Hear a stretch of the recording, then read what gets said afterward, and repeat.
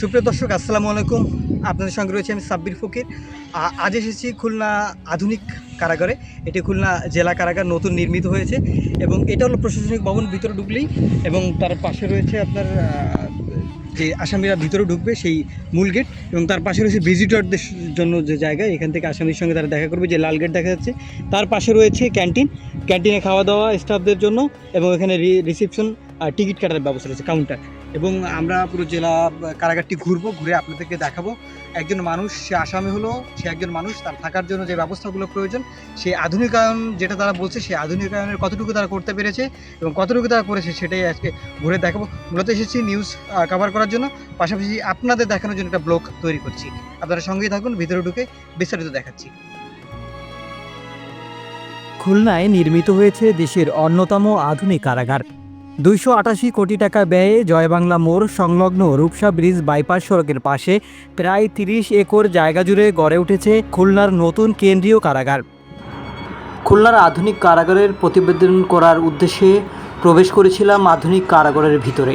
কারাগারের ভিতরে ঢুকে দেখলাম কারাগারের বর্তমান পরিস্থিতি, এবং যতটুকু জানতে পেরেছি খুব শীঘ্রই হস্তান্তর করা হবে এই কারাগার।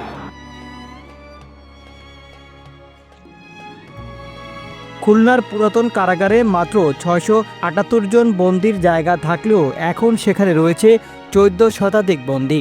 তাই এই অতিরিক্ত বন্দীদের জন্য নির্মিত হয়েছে এই আধুনিক কারাগার।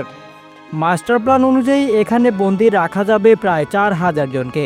তবে আপাতত 2000 বন্দির জন্য অবকাঠামো প্রস্তুত করা হয়েছে। কারাগারে রয়েছে পুরুষ, নারী ও কিশোরী বন্দীদের জন্য পৃথক ভবন এবং সাজাপ্রাপ্ত ও বিচারাধীন বন্দীদের জন্য আলাদা ইউনিট।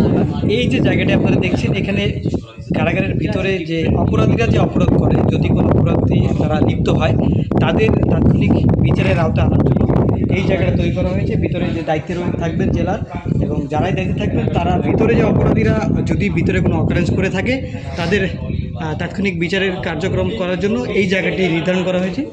এখানে বসে সেই তাদের সাধারণ যে বিচারিক কার্যক্রম এটি চালানো হবে, যার জন্য এই জায়গাটি নির্মাণ করা হয়েছে। এছাড়া বাকিগুলো এক একজনের রয়েছে, কোনোটা পুরুষ সেল, কোনোটা নারী সেল, কোনোটা কিশোরী সেল, আলাদা আলাদা করা রয়েছে। কোনোটা হসপিটাল, এবং বিশেষ করে নারীদের জন্য আলাদা হসপিটাল রয়েছে। বন্ধুরা, আমরা জেলের একদম শেষ প্রান্তে চলে আসছি। এইটা হলো, এইখানেই ফাঁসির সেল রয়েছে। আমরা ভিতরে গিয়ে দেখাচ্ছি।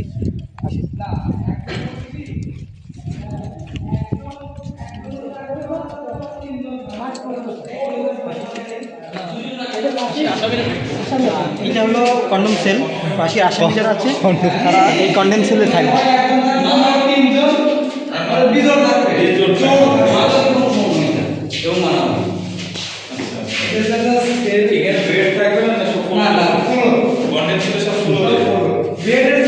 ফাঁসির মঞ্চে নিয়ে যাচ্ছি আমরা সরাসরি।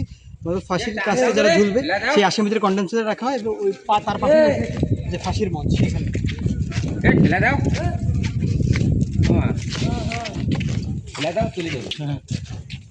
এইখানটায়, এটার ভিতরেই আমরা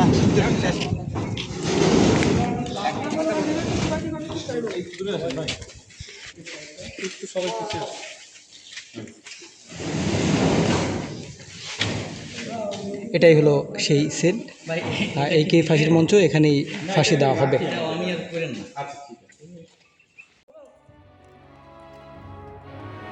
এখানে আছে ফাঁসির মঞ্চ, স্কুল, লাইব্রেরি, নামাজের ঘর, এমনকি মোটিভেশন সেন্টারও। বন্দীদের পুনর্বাসনের জন্য রয়েছে ওয়ার্কশেড, বিনোদন কেন্দ্র এবং সাংস্কৃতিক কার্যক্রমের জায়গা। নারী বন্দীদের জন্য বিশেষ ওয়ার্ড, হাসপাতাল এবং শিশুদের জন্য ডে কেয়ার সেন্টারও রয়েছে। আর আছে 50 শয্যার একটি আধুনিক হাসপাতাল।